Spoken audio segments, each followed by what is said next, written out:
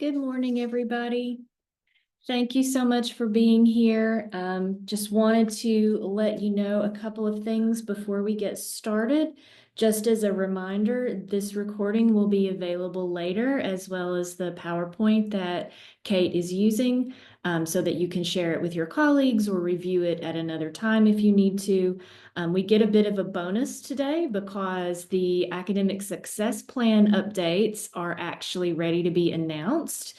So we're going to get to hear a little bit about that as well. And so to get started, I would just like to ask Kate to maybe introduce herself and her team, and we'll get going. Yeah, absolutely. Good morning, and thank you so much for having us, Joy. So my name's Kate Kim. I am with the compliance and training team in enrollment management, and I'll be talking about course program of study and degree pursuant coursework here in a little bit. But I'm actually going to let my colleagues, David Shoemaker and Angela Jones, they work in our student aid operations department or unit, and so they're actually going to share the academic success plan updates first. Hello, everyone, and thank you for having me. We do have some very exciting information with the changes that we're going to proceed with starting this summer for the academic success plans. We will no longer require that the academic success plans are itemized out, so you will not have to place all of the individual courses on the academic success plan. And I'm going to share my screen and walk through the steps, and we'll also have a PDF to send out. So I'm just going to go ahead and walk through the steps of what you will do to complete the new ASPs. So I am logged into DegreeWorks Responsive, and I have already pulled up my student and select plans. And then we'll go over here to new plan. And I want to do a blank plan, so that way I'm not required to input the individual classes. For this scenario, I'm going to start with fall of 2025. You may have some students that are on need an updated academic success plan for summer, and so you may be starting on with summer, but with this one, we'll start with fall. And then here on the description, I'm just going to put academic success plan. And an important part is to make sure that it is a locked plan, because we will not be able to accept them if they are not locked.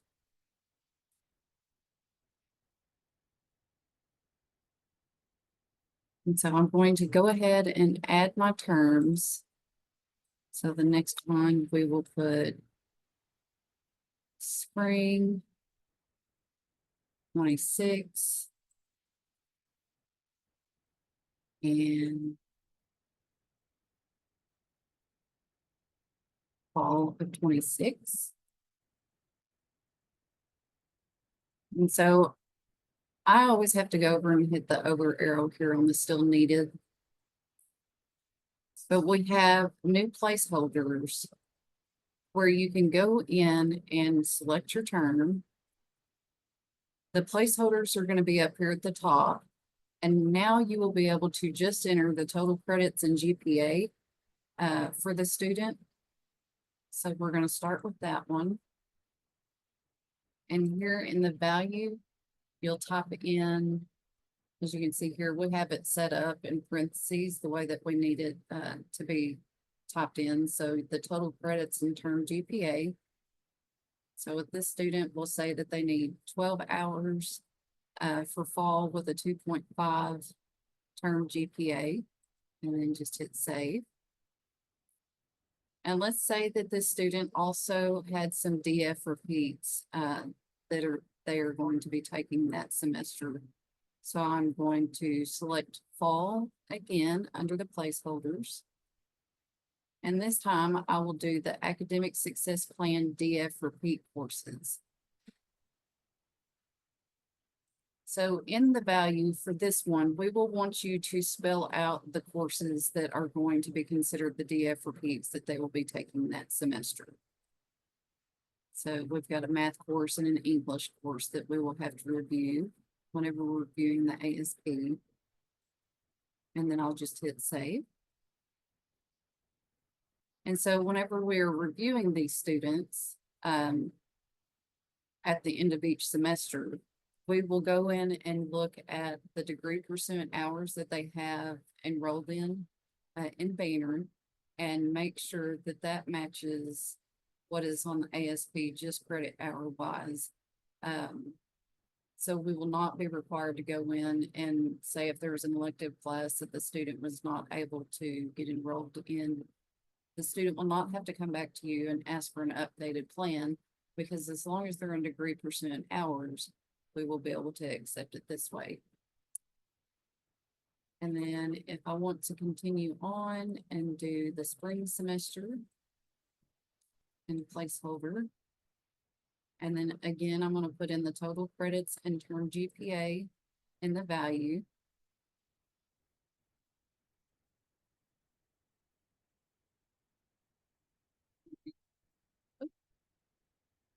The same thing with the fall. The same thing with the fall of 26 semester. You'll just go to the placeholder. Hey, Angela, I think we have a question. Yes, sorry, I can't see the.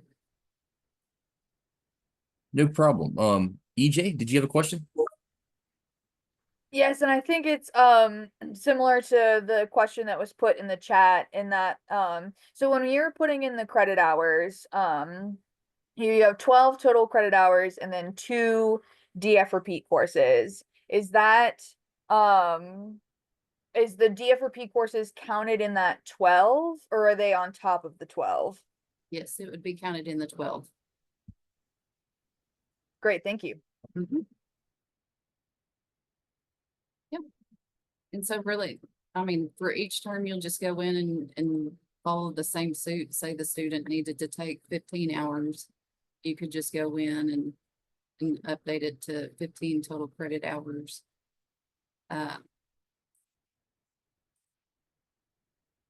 Say 15 credit hours, and maybe this term they just need a 2.0 term GPA. And then hit save. And then you'll print this to PDF for the student to be able to submit to us for us to review and make sure that the total credit hours or degree pursuant hours that match up after they've enrolled. And we have another question, Angela. Kathy.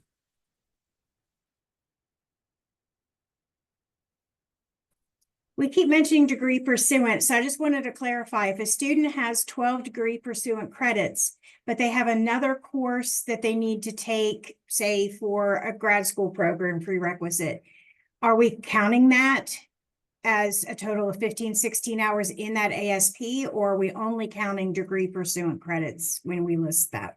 We're only counting degree pursuant hours. So if there is a course that is not considered degree pursuant and the student's not meeting academic standards, as part of their appeal, the courses listed would have to be degree pursuant.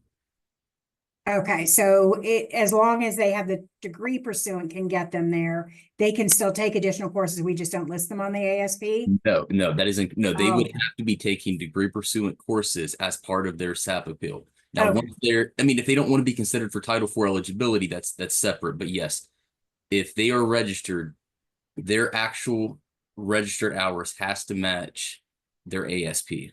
So it would have to be considered degree pursuant. Thank you.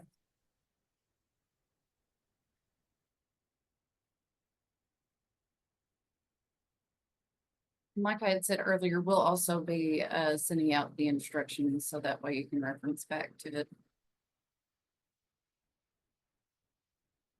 Were there any other questions on the? I think Joy has one.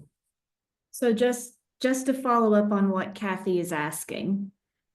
Normally, for at least my understanding is students need a minimum of 12 degree pursuant courses to be in line with full-time status and most of their financial aid requirements.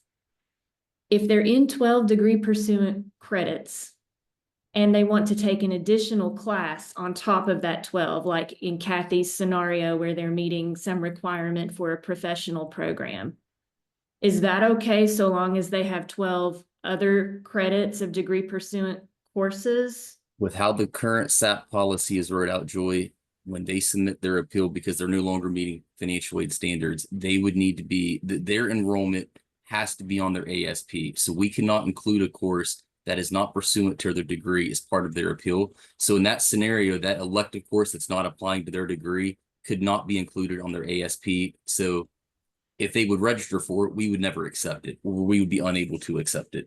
So. Got it. Thanks.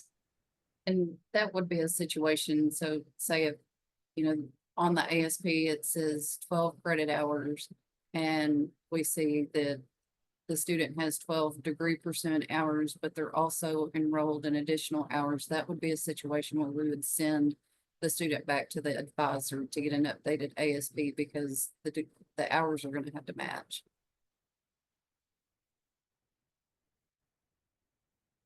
I think we have another one, Frederick. Yeah, thank you. And Angela, I think this kind of gets to the point that you just had mentioned.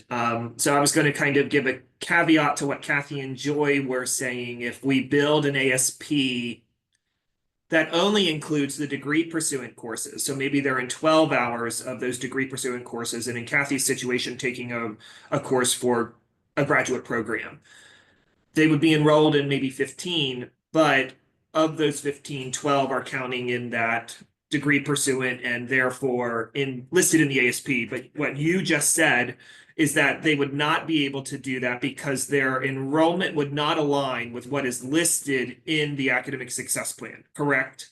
Right. Okay.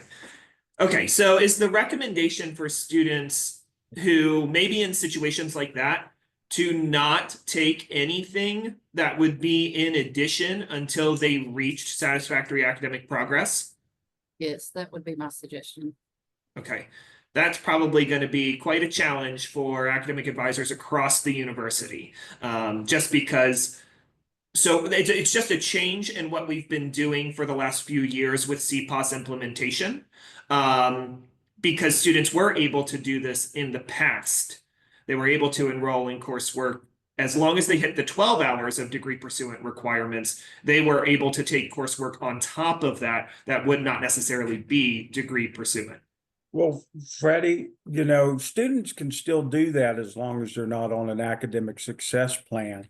But the concern is that the students on academic success plans, for some reason, have shown that they are struggling to maintain that compliance with satisfactory academic progress.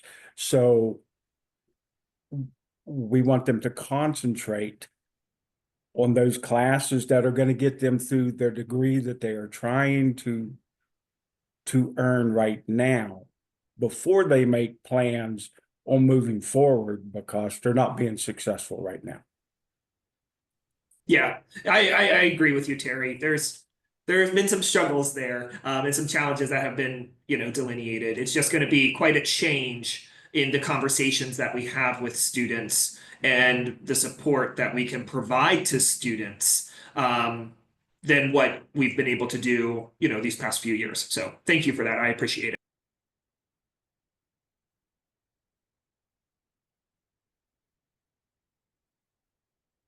Great questions. Anybody else? Real quick, I just wanted to ask. Oh, sorry, go ahead. No, you're fine. I was typing it and I was like, oh, it's taking me too long to type it. No, my quick question was just if they've already been approved on an ASP, but this next semester they're going to have non-degree pursuant courses, do we need to go back and redo that ASP? If they've been previously approved? If we've previously approved an ASP, as long as their course enrollment matched, we would not require an update to the ASP. Okay, thank you.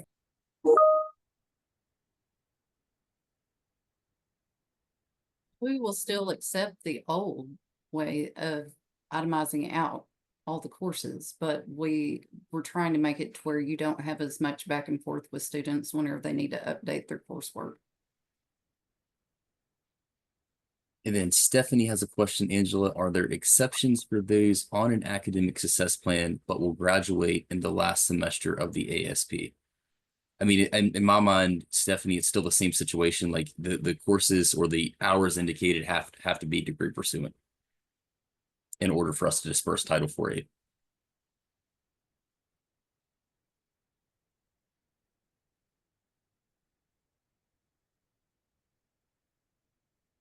Okay, well, there's no other questions. Angela and I will hand things back off to Kate, and that's all we had. Thank you all for listening to us for a few minutes this morning. We really appreciate it. We do hope this will hopefully make everyone's lives a little bit easier, not having to itemize it out. So we appreciate your feedback, and keep that feedback coming. We greatly appreciate it. So thank you. Thank you, guys. All right.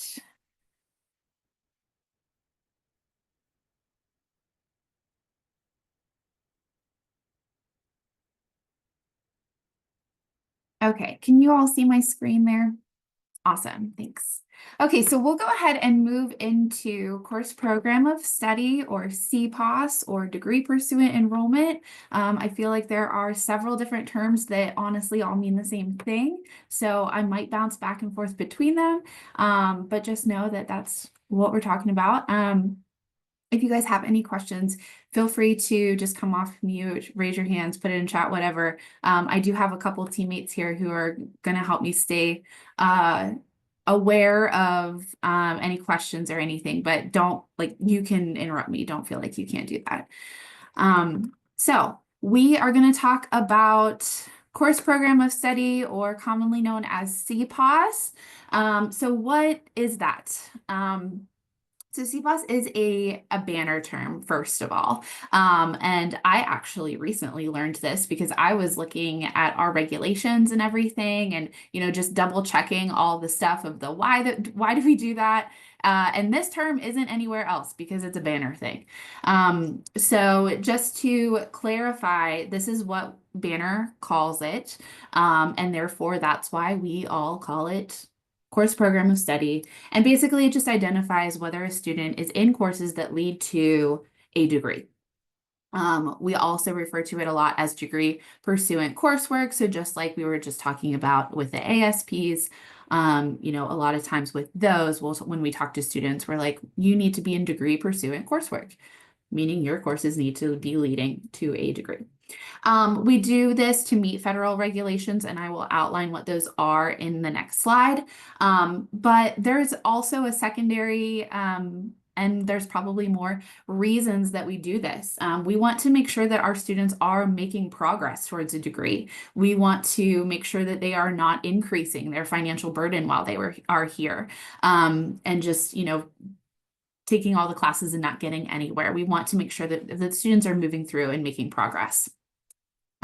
So that is a very important component of CPoS. So here are the regulations, and like Joy said, this will be available to you, and all of these things are linked. So any links that you see in there, you will have access to once she sends this out.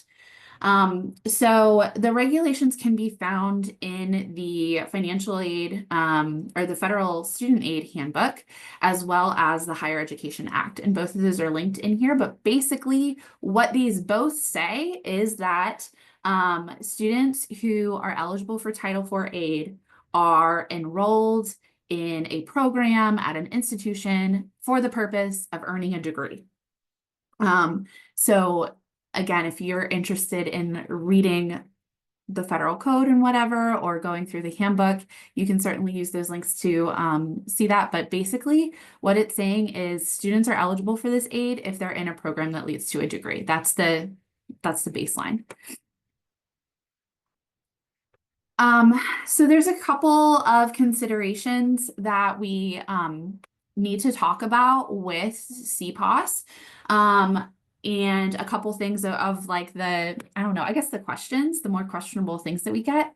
So most of you probably know about the first minor eligibility. So WVU determines, and this is also linked on this one, determined that the first minor generally counts for that GEF 8. So that's where that first minor eligibility comes from. And there is a site on the registrar website, or a page on the registrar website that kind of outlines that and talks about that requirement.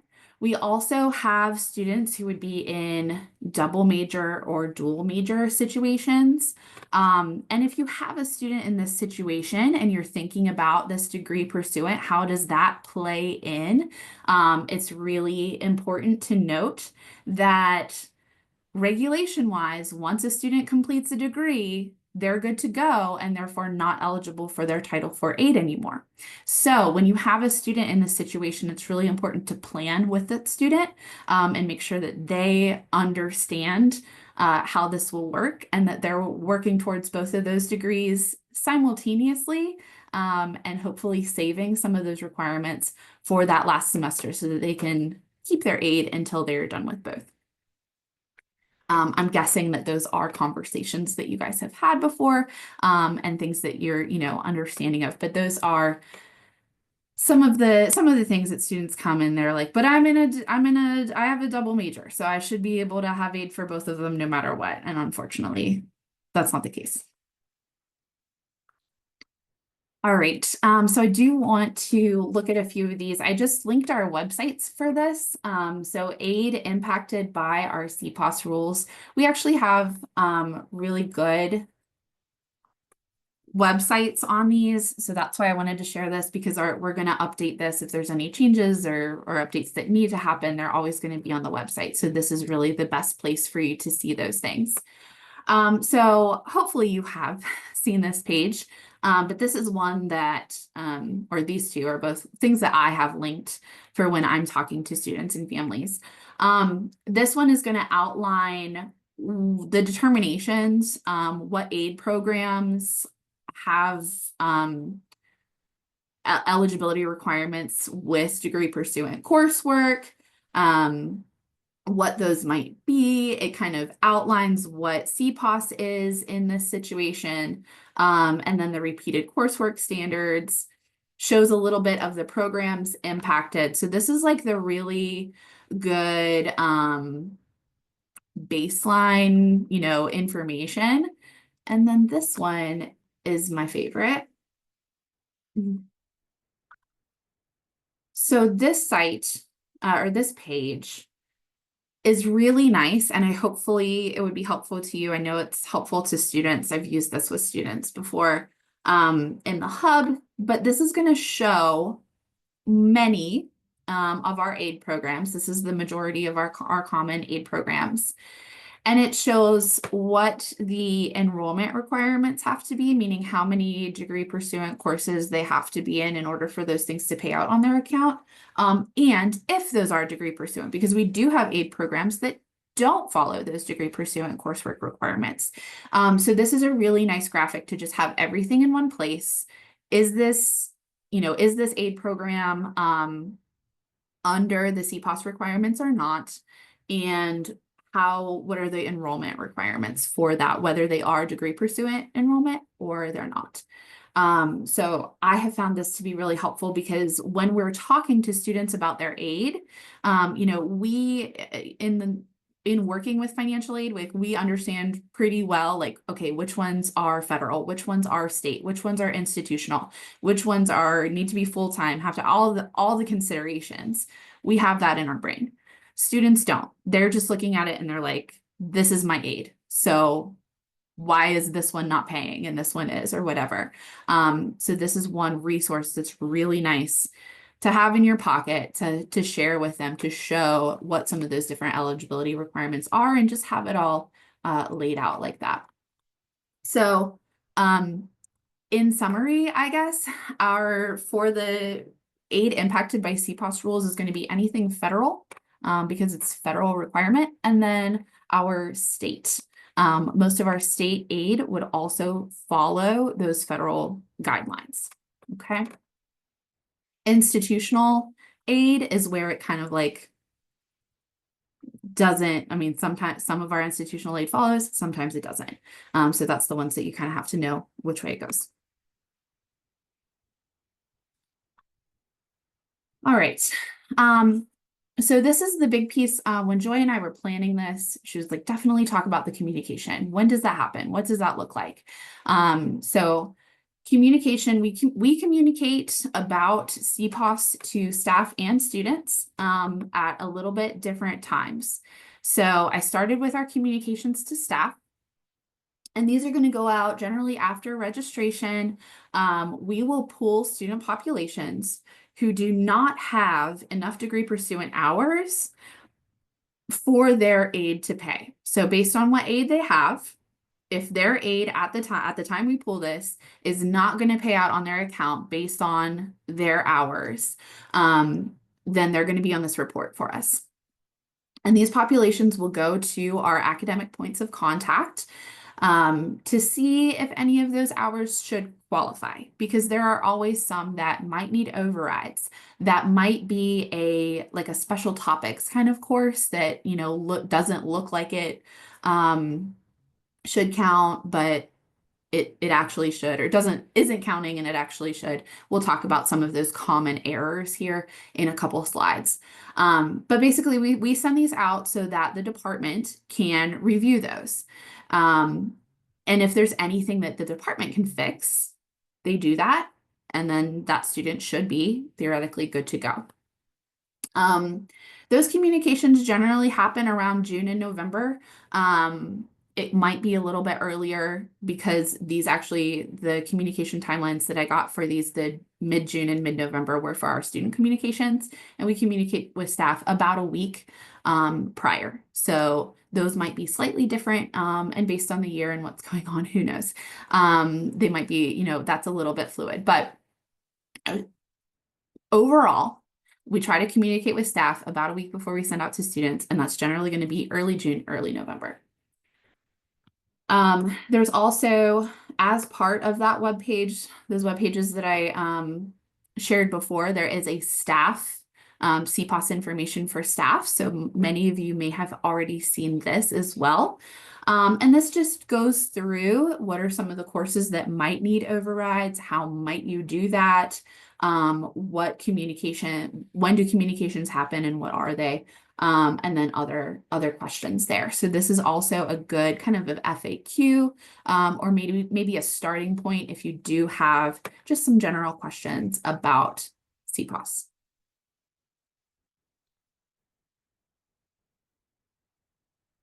All right, and then we also communicate with students. So the student communication happens about a week after our communications with staff. So after we're sending out to those departmental points of contact, giving some time for any overrides that might be, you know, obvious and needed to get cleared. Then we pull the lists again, and any students who are still in that situation who don't have enough hours for the aid that they're supposed to have will be notified. And basically we just explain, you have this aid, you aren't in enough hours right now to receive that aid in the upcoming semester. So here's a couple of things that you might need to do. And so in that communication, we might say, you know, you need to work with your academic advisor to determine if any of the courses that you are registered for that are not counting, if they should be counting. I heard that a lot of times students will come to their academic advisor and say, I need an override for this class. And that may or may not be true. You might look at that class and say, that can't be overridden. That's not actually counting. And I'm just here to say that's okay. You know, a lot of times I think that the communication between you guys and us and students, like when the students are the middleman there, it gets confusing. I know that they come sometimes and say, well, Hub told me to override this. Hub might have told us that that was an option. But that's the advisor determination on, is that really a course that can be given an override, or do we need to look at maybe upping our course load or taking a different course that does count? So those are some things that, you know, is said to students, like in that communication, they're given options. Is an override an option? Is it an option to add more coursework? Are you in a situation where you're going to be graduating and so you're not going to be taking full-time hours, and we need to talk about what that might look like? So all of those are kind of laid out for students. They're also directed to those CPoS pages for more information on, you know, what this means. If this is the first time a student is getting in this communication, they might have never realized that their aid has those eligibility requirements tagged onto it. So, it's important for them to understand what's happening and why. And then next steps should be, they meet with their advisor or they come to the hub to determine like what's, what do we need next. Obviously with overrides, anything like that, if that's an option, that is something that they need to do with their academic advisor.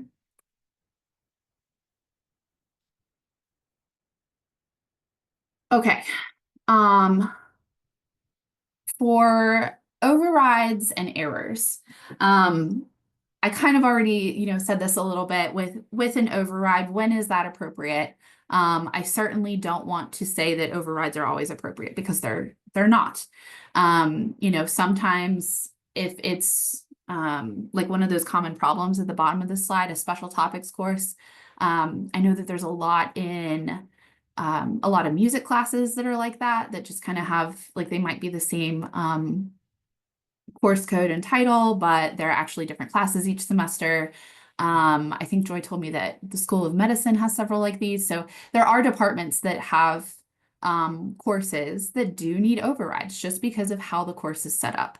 So that happens also with different campus courses. If a student is a main campus student, but they're taking a Potomac State course, that often will not, get through the automatic process. That's something that needs a manual override to count.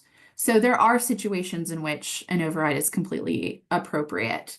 But this is up to you as the academic advisor to determine what is appropriate. Does this course that the student wants to take, does it meet the requirement that they need it, they want it to meet or need it to meet or whatever?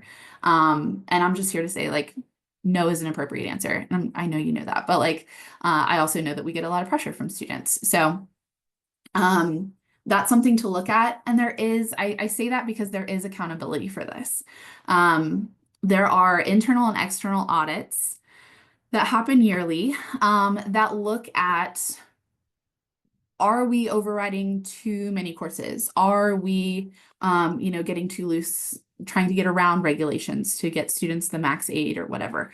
So those are things that are going to be continually looked at. From our side, we know that the state is going to audit our state programs here in the next couple of years.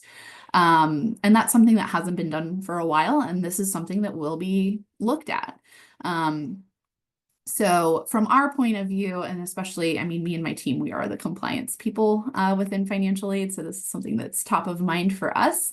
But that is definitely something that, we need everybody's help on, staying compliant with those regulations, making sure that students are getting the aid that is appropriate for them and that they qualify for.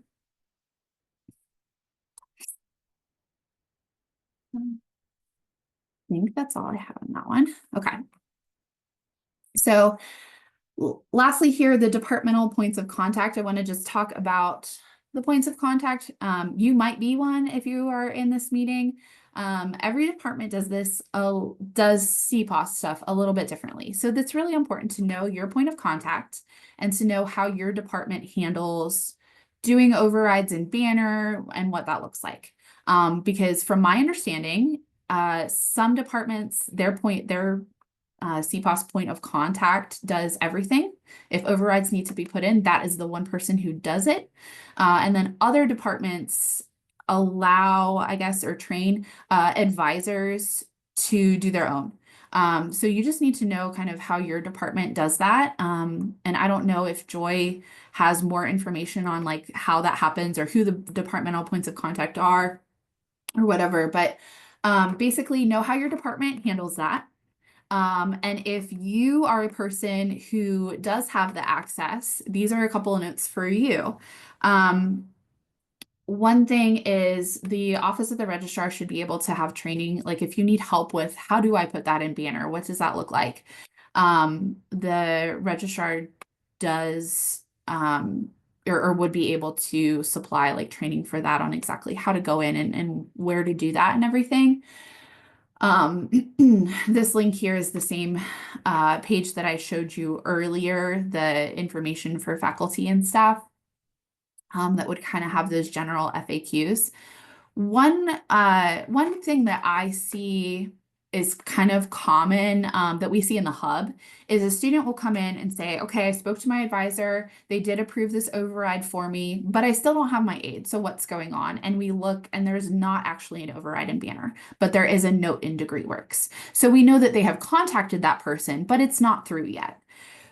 From our perspective, when we see that, we tell the student, okay, actually, you know, you might have spoken to them, but that's not in Banner yet. We need it in Banner. So two things could happen. That advisor might not have put the override where it needs to go, or they might not be the person who does that. They might have sent it to the departmental point of contact, and that's just not through yet. I don't know the timing on all of those things. So that's important too. I don't know if that's something that you want to share with students, like timeline on overrides, but that might be helpful because they tend to immediately come back to us and you know want everything updated, and it's just not yet. So if you know what that system is and are feel free to share that with the students. That might be a good idea of, okay, I'm gonna, you know, send this to be processed. It's gonna take 2 or 3 days to see that on your account. Something like that. I actually think that's all the information that I had. Does anybody have any questions or anything that we can, anything you want me to go over in more detail, or any of those websites that you'd prefer to see a little bit closer?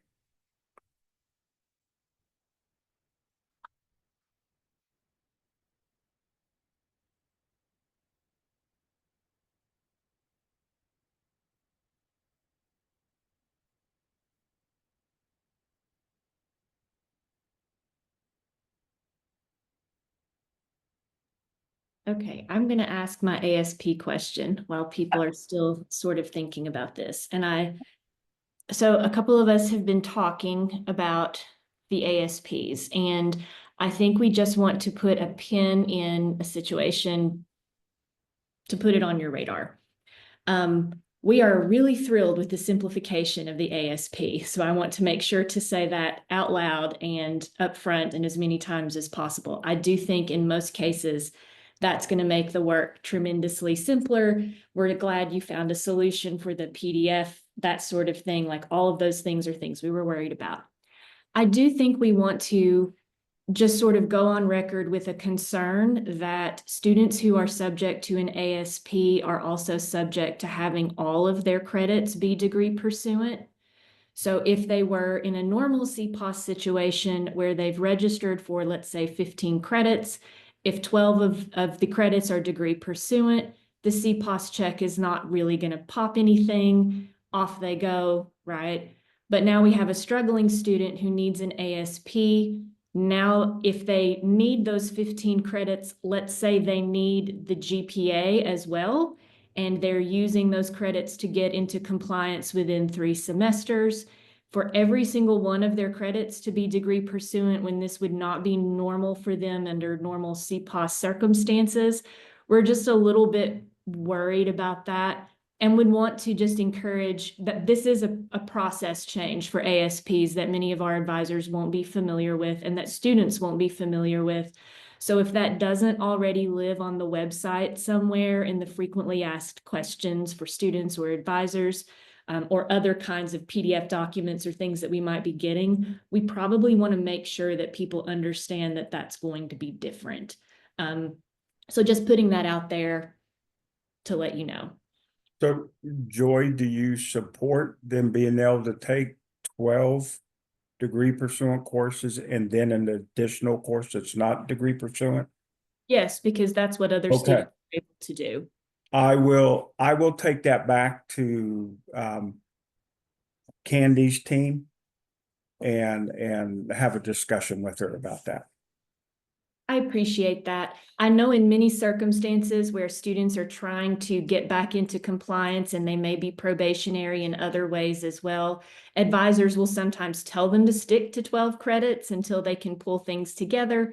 It's just that if they do need the 15, that's going to end up creating a complication that wasn't there before. So let Sure. us know what you come up with. Sure. You know, when I used to look at satisfactory academic progress appeals and stuff, I was more concerned with those students that had GPA issues than I did with completion rate issues. You know, typically with the completion rate issues, there was a specific issue why they, you know, maybe dropped a whole semester or something. So that's a lot different scenario than the GPA. So yeah, I'll take that back and see if anything can be done on that. Thanks so much. Kathy, do you want to go ahead? Yeah, Terry, just to maybe give you an example that you can take back, when we have students who are really struggling, even if they have no electives left, there is a learning strategies class that we often put those students in to help them. And with this, we would not be able to put them into that class if they don't have elective space for it. And that is EDP 101 is the one. I'm sure I saw some heads nodding. I think that's my biggest concern, is that that's when I automatically put them in because they need that support, but they wouldn't be able to if they didn't have elective space. That makes sense. That's a good example. Thank you. Another example is I lead the probation program through Eberly College, and we have 2 probation required classes that they take, but they would be elective hours. And these are classes that really help students get off probation by teaching them soft skills that they haven't quite yet mastered. And you know, in this new process, I wouldn't be able to put these students in these classes. Excellent. Could you guys put that in the chat so that we can pick that up? And then to clarify what Stephanie has in the chat, and to make sure that I don't say confusing things, just to double check. So students who normally go through the CPoS process, we're not talking about ASPs, those students are allowed to take more than 12 credits. And as long as those 12 credits are degree pursuant, what happens after the 12th credit is not subject to CPoS. That is correct. Okay, it's just the ASP students Right. that we're talking about. Okay. Right. Does that help, Stephanie? It does. I just want to make sure that in the example that we're giving for the ASPs, students could take 15 degree pursuant credits. We're not just limited at 12 during this stage, correct? Right. But the issue that we're having is with the degree pursuance. Right. Okay, perfect. Thank you.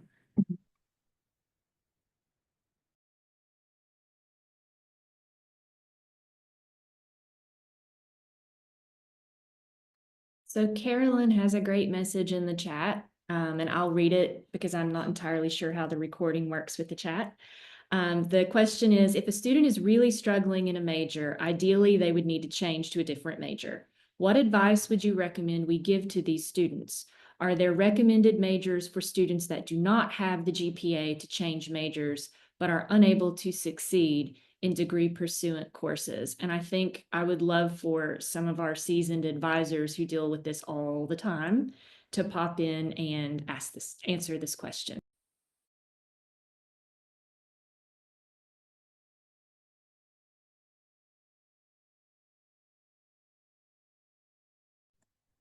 So I'm happy to chime in here. We see students who change majors a lot, or who go toward one particular program. So for those of you I don't know, my name is Freddie McDonald. I work within the Center for Learning Advising and Student Success. So we work with our undecided students and our students who are in guided pathways, or basically our pre-majors.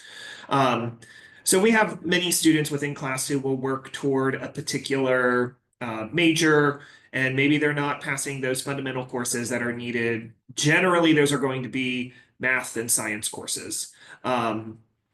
We often have very frank conversations with our students regarding what that matriculation and what that progression through that major looks like.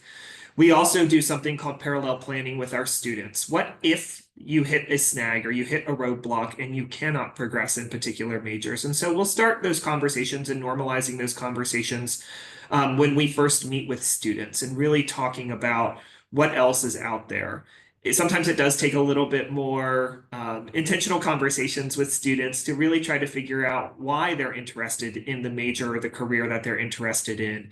And oftentimes there are other options that are out there that would align them with getting into those particular industries. But sometimes it's getting creative with that. We rely on our colleagues across the university for students to meet with, to talk about different things. We also look into resources, whether it's through the Career Services Center or even your own college and school career exploration folks, to help these students look at different options and different possibilities.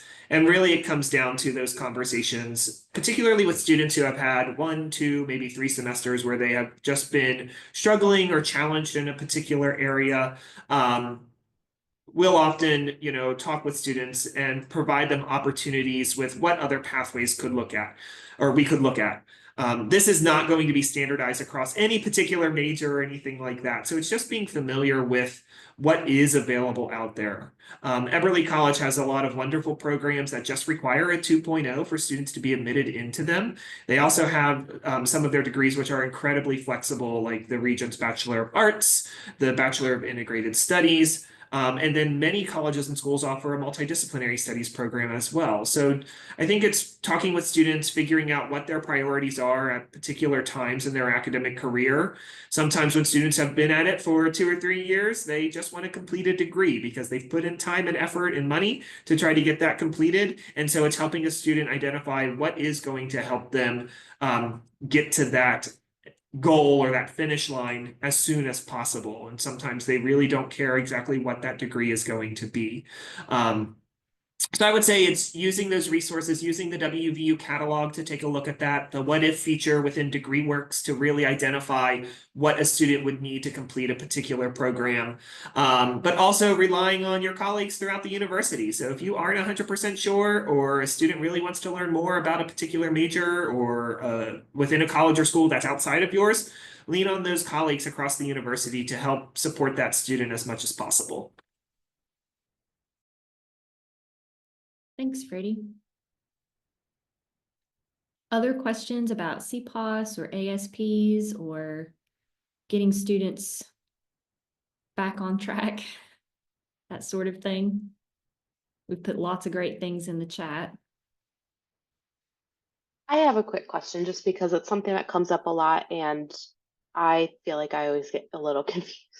So over here in forensics, we have a lot of students that take classes over the summer, not because they need to repeat classes or even for credit hour solo purposes, but just because of our major progression. But because we know that that is part of what they have to do, they have to take a chem class or a math class. Sometimes instead of overloading a spring semester, we know that they're going to be taking 4 hours over the summer. So we know that they're going to be completing their degree requirement GPA or credit hour requirements over the summer. In terms of aid, when they get notified of that, because we know that students don't fully read all the emails that they get, or they don't read the entire email, they read the first 2 sentences and they freak out and email us panicking. And we remind them that you have the entire academic year to complete these requirements. In terms of when aid is dispersed and when those requirements are fully checked. So if a student is taking a course in the second half of the summer, and that is at that point, that is when they're going to be meeting those credit hour requirements, when is that officially checked by the hub in terms of making sure that we check that box saying, yes, you have met your requirements for the previous academic year, so that we can make sure that we're telling our students appropriately so they stop freaking out on us? If I'm understanding correctly, at the end of each semester, right? I mean, as soon as grades are updated in Banner, our financial aid team is going in and looking at every student's account that is on an academic success plan to make sure they've met that plan. And if not, immediately contacting them to let them know that they need to submit another appeal. Or if they did meet that plan, that they've met their plan and they can move forward with their academic success plan. And for the summer term, I know there's different start times during the summer, but we consider it one term. So we're looking at everything right at the beginning of the term. Does that answer the question? It does answer a bit. So I guess I should have clarified. This is outside of academic success plan. This is more of a general CPoS and aid disbursement question. So just if it's, okay. yeah, I should have clarified. I know we've been talking about a couple As- different things. Okay, as soon as a student registers for summer, we're going to start running that CPoS program. It doesn't matter when that class starts in the summer. We are looking at all the classes for that summer term as far as CPoS goes. Perfect. Thank you very much. So Joy put in chat, can you address what is actually said to students when they call the hub, but then come to us and say the hub told me my advisor can just override that? Yeah, because that's my favorite thing that apparently we tell students. So in those student communications, whether they're actually talking to us or if they're getting that email, you know, stating like, here's what's going on, you don't have the correct hours, here are your options. What we are saying is you do not, like, say they're in 12 credits, but only 9 are degree pursuant. We are telling them that. We are saying this course isn't counting, and we say, do you need this for your degree? And what might happen is they say yes, and we say, okay, well, if that should be counting towards your degree, you need to talk to your academic advisor, and they may need to override that course. However, we and the student are not the experts on whether that actually counts or not. And so they are coming to you and saying, the hub told me you can just override this. And you might be looking at this and saying, this doesn't count. This isn't what you need. So in those scenarios, generally that is one thing we are saying, maybe you need to talk to your academic advisor and override this. We are also given the option, maybe that doesn't count and you actually need to look at what other courses you could be taking. Is there another, like, if you really want to take this course, could you take another one that would be degree pursuant to get you to 12? And then, you know, this one wouldn't matter whether it counts or not. So that's what's actually being said. But I mean, I do understand that we get, you know, well, my advisor told me that whatever, you know, this should be happening when it's like something with aid and we're like, but no. So yes, I apologize that we through our students, we might sound super rude. I promise that we're not trying to take your, you know, take your job or anything. It's just students are hearing what they want to. And I know you all work with students enough to understand that. But yeah, generally we're giving them, you know, several of those options, but we're always saying, look, your academic advisor is the person who's determining this. Like, this is not something that we know or that you should know, but maybe not. That's something that you need to talk to your academic advisor for. Or students don't ask the correct questions. Yeah, they might, you know, this happens all the time to all of us. We don't know the specific question to ask in order to get the information that we need. And we at the hub try to kind of come at stuff from different directions so that ultimately we are getting to the answer that they need, but maybe not. Maybe they asked it the wrong way. Maybe, you know, they said something that threw us off track. So yeah, there's always, you never know what you're going to get sometimes with the students. So Thanks. mhm. Other questions for our financial aid and compliance team? Are there things that financial aid and compliance want to ask us while we're all together?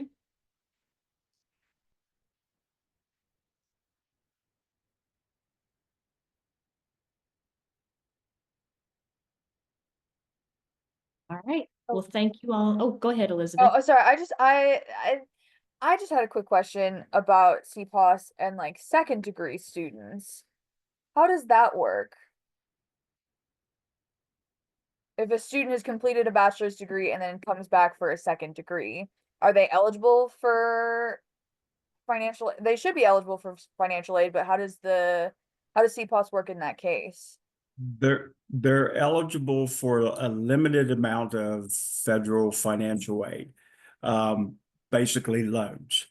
They're eligible for loans after they have completed one degree.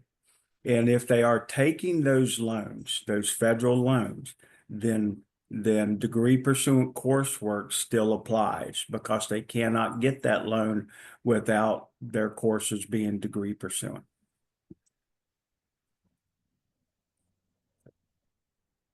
I did not know that.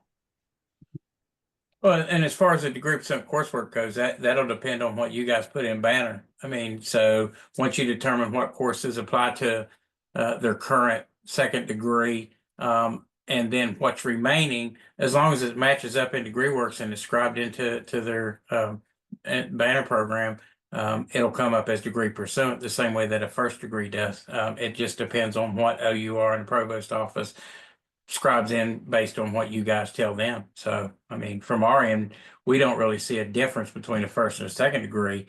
We're looking at degree pursuant courses. And as long as you say it's degree pursuant, then the aid will pay for it, even though it's just a loan.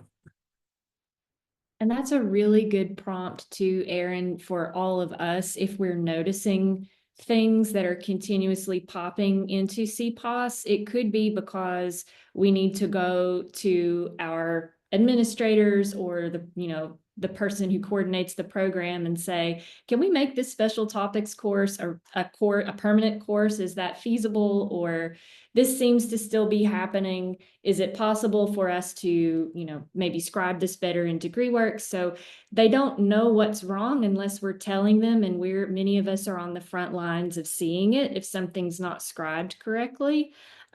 So that's just a great reminder that we see these trends and we can bring these trends to someone's attention and see if maybe it makes the process a little bit smoother. Yeah, exactly. I think we see a lot of the same courses pop, and I know we look at them at the end of each year. I know the provost office looks at overrides, and they have corrected some of those mistakes, but definitely if you're seeing the same course over and over again that's not counting, let someone know. I mean, from our aspect, we can't say what counts, and we're never going to make that decision. We don't have that expertise. We're just going to go by what's scribed into Banner. So if you do see those, definitely, let someone know.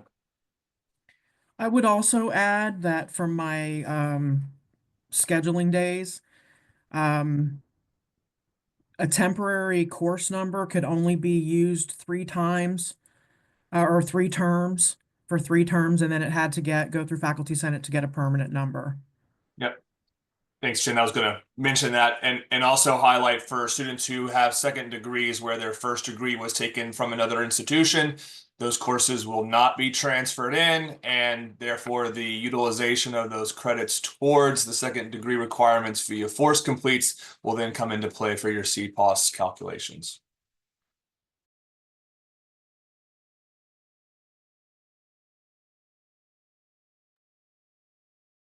Okay, anything else?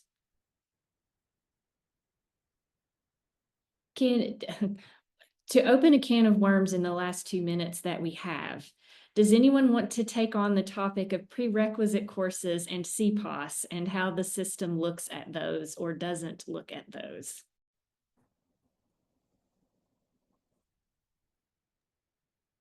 I'm going to jump in, Joy, and I realize I'm not on the financial aid side of things, but I do recall very specifically from initial CPoS training that if it was a prerequisite course that needed to get them to a required course that's degree pursuant, that those prerequisites were considered degree pursuant as well. That is correct. And again, then we go back to the scribing. So I'll use a math course because this came up when we were talking to Statler in the initial meetings. If you need, and I don't know the numbers, so I'm just generically saying these. If you need like Math 124, but it doesn't meet the degree requirements for that degree, but you need it to get into Math 150, then it can count. And that's based on regulations that allow us to count up to 30 hours of prerequisite courses that allow you to eventually get to a degree. So those courses are needed to get into the degree program that count toward a degree, so we can count those as degree pursuant. And again, if it's scribed into the program, I know in Statler, we do recognize a lot of those courses. They will see that, and I use them for example because that one specifically came up. If it's not scribed in, it is something that you can override. We just ask when you override it for auditing purposes, you state why you're overriding it. Need this course to meet a requirement for a specific course in the major course program, if that makes sense. So that when it is audited, not if it's audited, but when it is audited, we know why. And internally they look at that too, and they'll also know why that's the case as well. Okay, well, we're at the end of our hour, and I feel this was very informative, and I appreciate Kate and everyone for coming on and answering our questions and giving us updates and taking our feedback. When we get the recording, we will put it on the website and let everyone know that it's available. But thank you guys so very much for being patient with our questions and listening to our reports from the front lines of what's happening with CPoS and advising. So thank you all very much. Have a great day.